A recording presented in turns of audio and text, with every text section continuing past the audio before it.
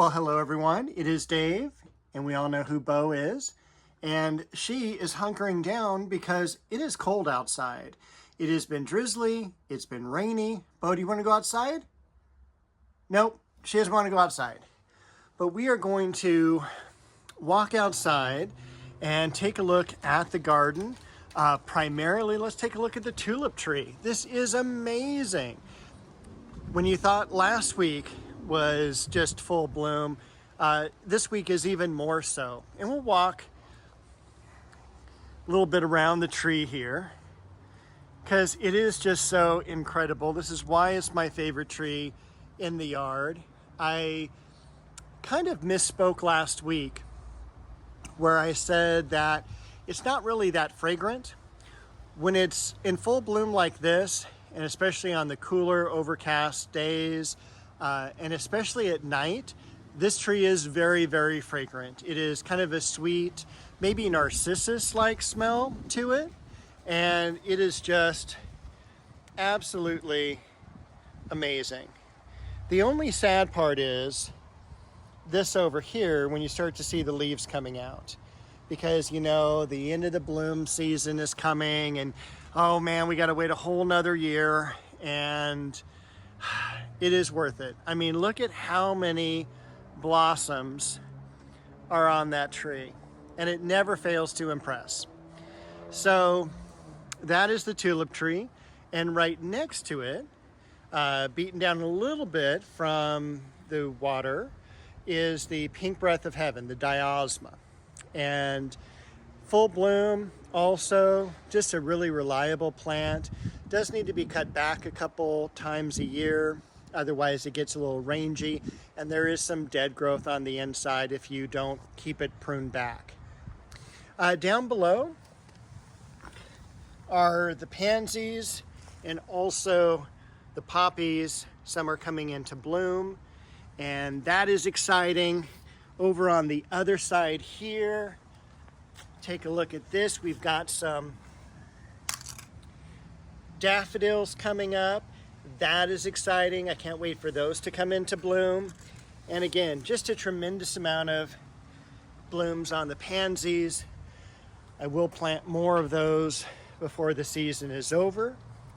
Over here, the bulbs that you see coming up, those are the Scilla. And they have been planted for a long, long time. Again, probably, 15 or 20 years. And I never planted any of them here, but most likely what happened is I was building up the soil and I took a shovel full of bulbs from the rose garden and brought them over here. Again, pansies, like spectacular blooms. Look at that. That is so cool. And we'll zip over here and look at that one. That's cool. The galanthus, still in bloom, although only one came up. So I'm a little upset about that. I don't quite know what to do about it because I think I planted 25 bulbs and only one came up, and I planted them at the right time of year. So I don't know what to say, but I'll probably give it one more try next year from a different company, and we'll see what happens. The leucosium kind of coming to the end of the bloom for these early ones that came up, but I'm really excited I was able to keep all the weeds away from them. So they really got to kind of shine. And then I'm going to step back here. Got to be careful because some bulbs are coming up. But we've got some of the leucosium from back here, a little bit earlier stage. The transplants of the lemon balm, those are doing great. We've got some Shasta daisies coming up over here. The first hyacinth bulb that I've seen. So totally thrilled. We had about maybe 5 remaining hyacinths from last year. The forsythia kind of coming to the end of its bloom as well. But beautiful, fresh new foliage up there.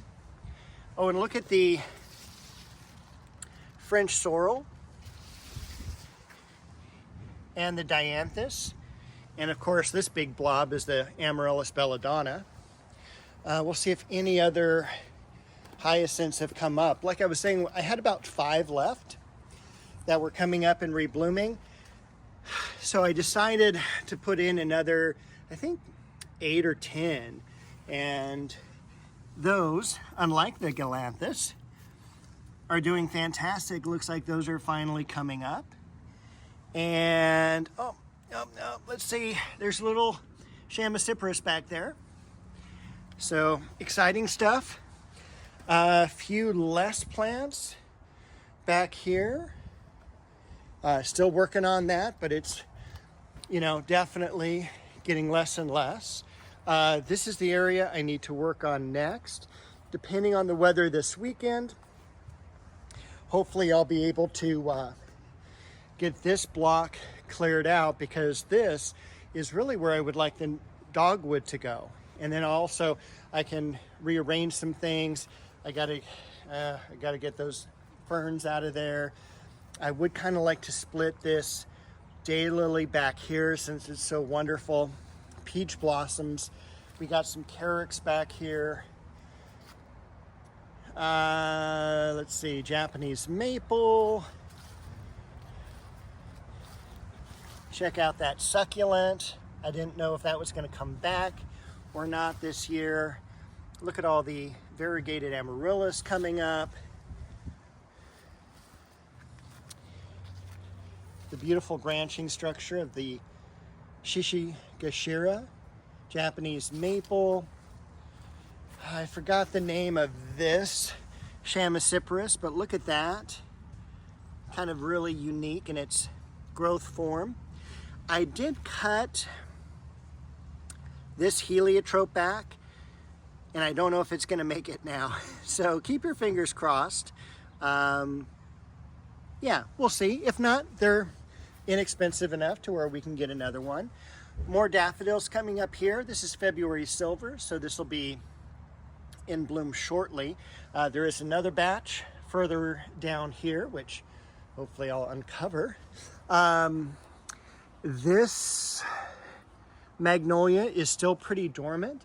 This is obviously an area that's going to get less sun than the area around the patio. It's going to be a little bit colder, so it's going to leaf out a little bit later. Up here, Japanese maple bloodgood.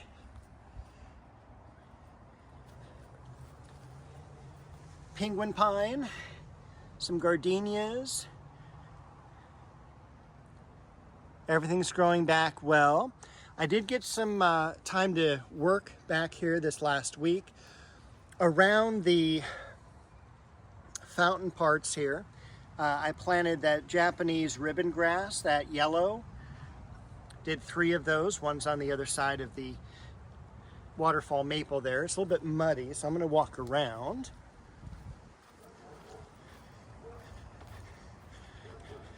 Other magnolia. So over here, what I did, move the solar light, cleaned up this fern here, and this fern did terrific, partially because I think of where it is next to the fence, so it gets a little bit shaded earlier, but also underneath the maple.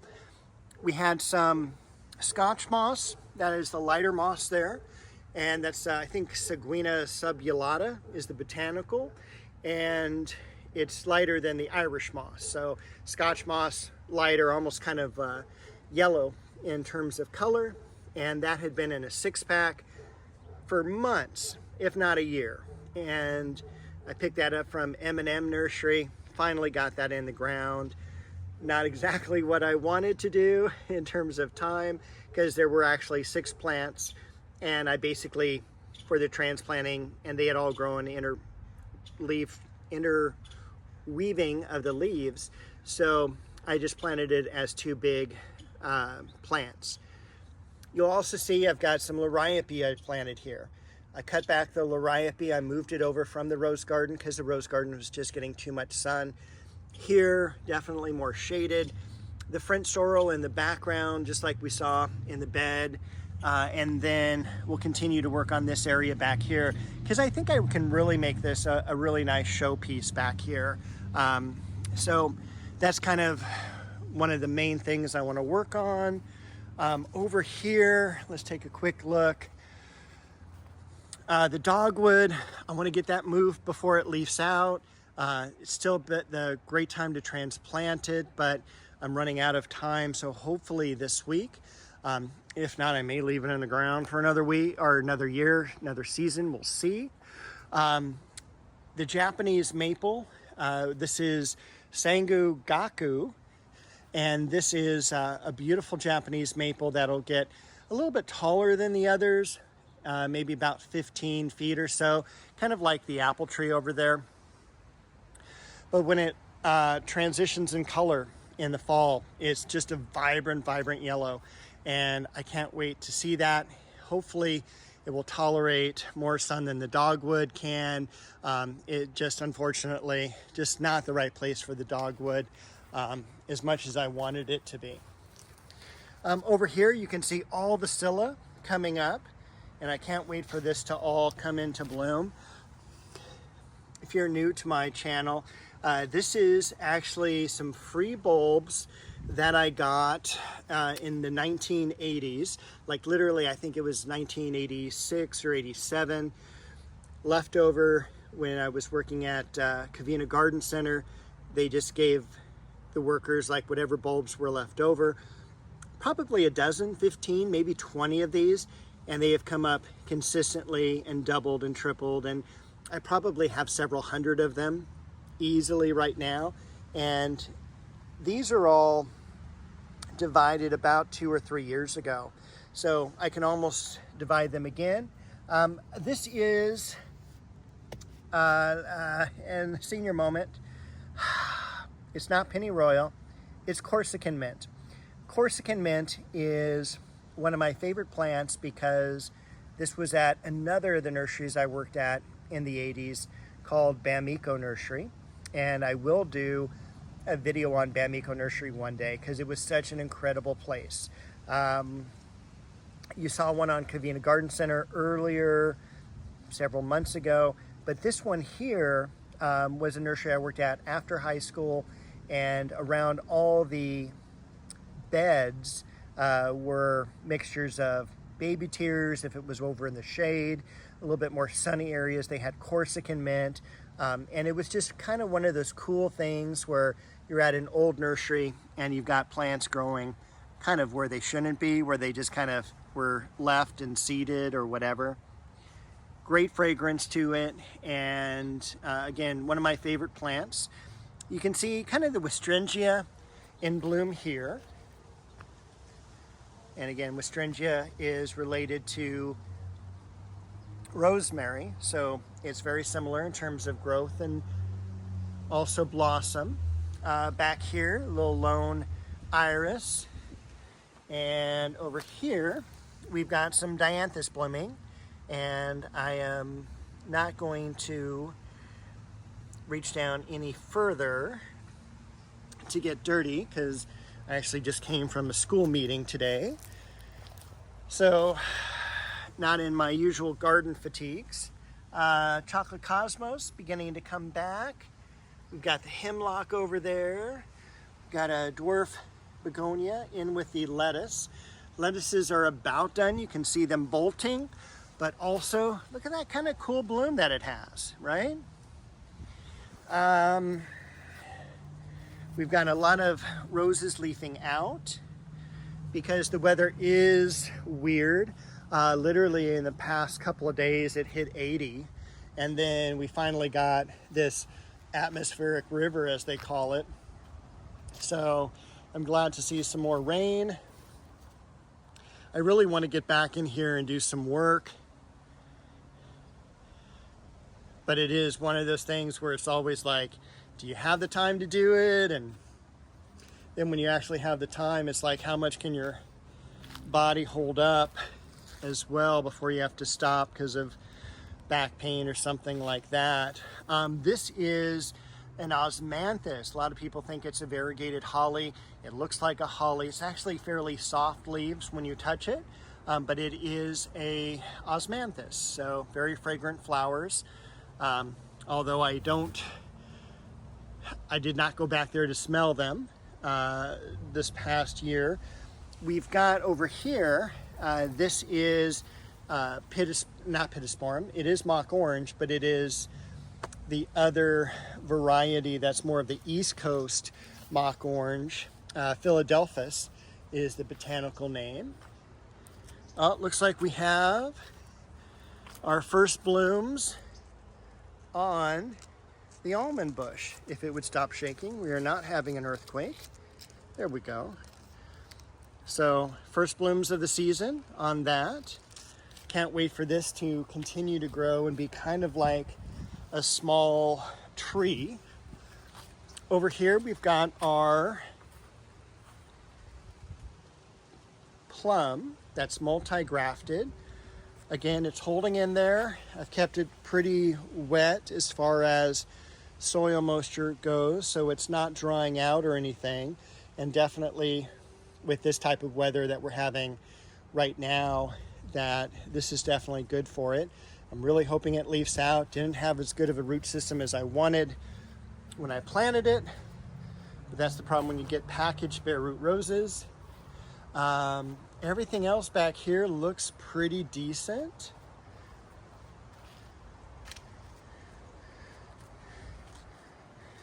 Apricot tree, I can't wait for that to come into bloom. I did cut all the false heather, the white flower, back, so hopefully these will come back again for another year. This plant back here, Bo absolutely loves. It is a variety of Teucrium, and particularly for cats. They love the smell of it. The smell is not that great for humans, be warned. It's not for inside. Some foxglove back here. I do need to get some fresh foxglove plants. Over here we still have the flowering apricot. Thrilled that I got that this year. That may be the favorite plant that I got this season. Oh, this reminds me I still need to prune these. I'm so far behind. And look, the very first Iris nata. Oh, such a beautiful bloom. And these, as you can see, look at all these irises here. This came from a 1-gallon container. I got this in the 90s, and it was from my friend who I worked with, and her dad hybridized these. So this is just an incredible plant, and of course a lot of personal meaning for me as well. So one of the things to also share these with your friends as far as plants go, when you can divide them and everything, just in case if something happens with your plant or you move or something like that, you can always get your plants regifted back to you. You never want to have just a plant die off for some reason. That means a lot to you. So anyway, a lot of buds yet to open. This will be incredible in the next video or two. And oh, take a look at that little dwarf mugo pine, which I bought from a little 2-inch square container. That has done terrific. And again, the carex I just got, red dragon maple, bay tree. You can see a lot of the irises from across the way. I can't wait for this to fill in. I got fence work to do. There's so much, and it's beginning to drizzle. So I will let everyone go. Thanks for watching this video. Bo says goodbye as well, because she's inside all warm, and I will see you next week.